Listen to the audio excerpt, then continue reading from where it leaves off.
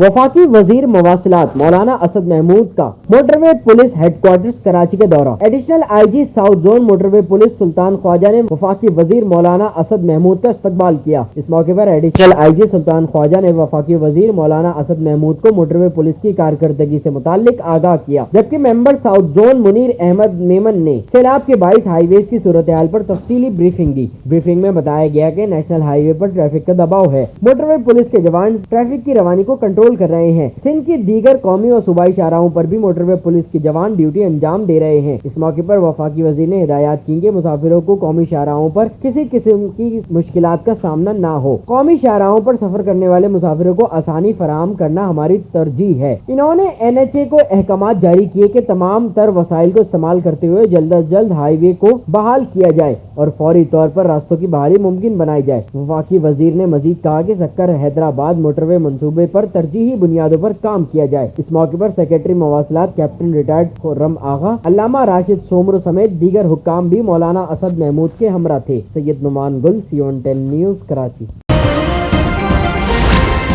C110 news, خبر کی اصل خبر۔